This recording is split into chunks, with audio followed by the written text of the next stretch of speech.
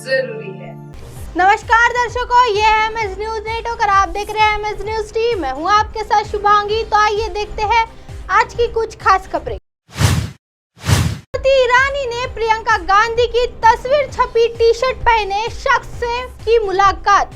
केंद्रीय मंत्री स्मृति ईरानी ने मोदी सरकार के 9 साल पूरे होने के मद्देनजर जनता तक उपलब्धियां पहुंचाने के दौरान प्रियंका गांधी की तस्वीर छपी टी शर्ट पहने हुए एक शख्स से मुलाकात की और राहुल गांधी पर परोक्ष रूप से तंज कसा।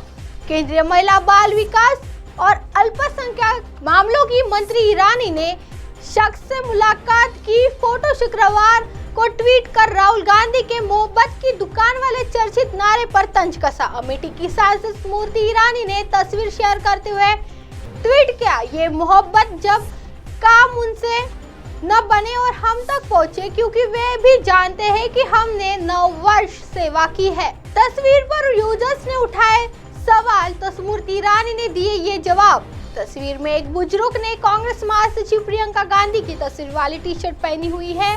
तस्वीर में स्मृति ईरानी हंसते हुए नजर आ रही है।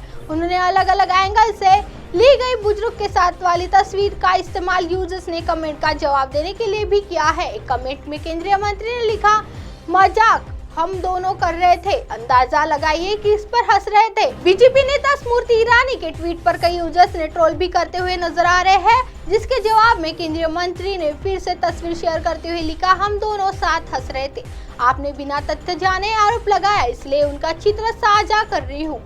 उन्हें भी एहसास है कि कौन जमीन पर काम करता है। एक और यूजर का जवाब देते हुए केंद्रीय मंत्री ने लिखा, हम दोनों हंस रहे थे, भाई साहब क्या कहा गया खानदान के बारे में, अगर मैंने बोल दिया तो कुछ लोग मुंह नहीं छुपाएंगे। स्मृति ईरानी बोली, यह कैसी मोहब्बत है जो इससे पहले गुरुवार को भी केंद्रीय मंत्री ईरानी ने राहुल गांधी की मोहब्बत की दुकान वाले नारे पर तंज कसा था। उन्होंने सवाल किया था कि यह कैसी मोहब्बत है जो सिखों का नरसंहार करे, कोयला और चारा लूटने वालों के साथ हाथ मिलाए, जो संसद में स्थापित सिंबल का अपमान करे, संसद का बहिष्कार करे। आइए बढ़ते हैं अगली खबर की तरफ।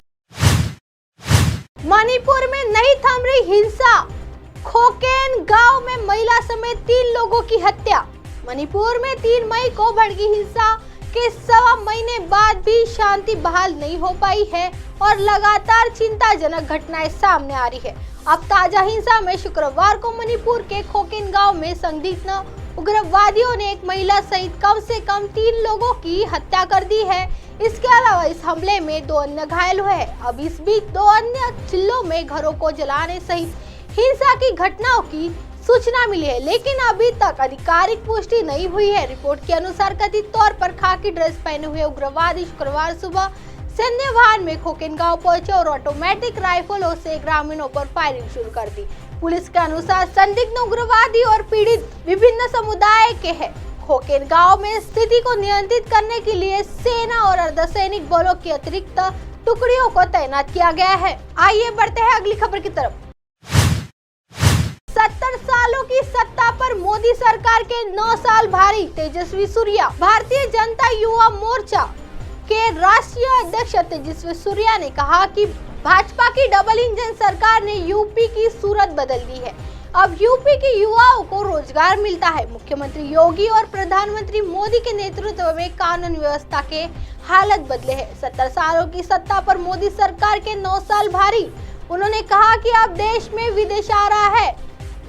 प्रत्येक व्यक्ति की आय 9 साल में दोगुना हो गई है। आर्थिक ग्रोथ 7 से 8% हो गई। उन्होंने कहा कि विपक्ष के 70 सालों के कुशासन पर मोदी सरकार के 9 साल भारी है। मोदी सरकार से पहले देश में कुशासन का राज था।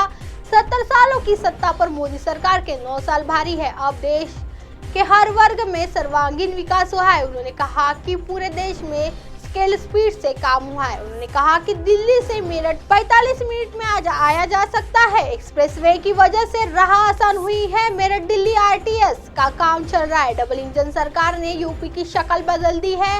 योगी सरकार, मोदी ने कानून व्यवस्था के हालात बदले हैं। कहा कि 2024 के चुनाव में 2019 से ज्यादा सीटें मिलेगी। अब आप हमारे चैनल को आपके मोबाइल पर भी देख सकते हैं। मोबाइल ऐप पर देखने के लिए play store MS news T download करें। इंस्टा, ट्विटर, हाईकुक, फेसबुक और कई सोशल मीडिया के प्लेटफॉर्म पर हमारा चैनल उपलब्ध है। आप इसे YouTube पर भी देख सकते हैं। आप हमारे चैनल को लाइव भी देख सकते हैं www.msnews3.com पर। फिलहाल वक्त तो चला है दर्शकों ब्रेक का। ब्रेक से लौटने के बाद देखिएगा देश और दुनिया की तमाम खबरें। बनी रही MS News 3 पर। नमस्कार।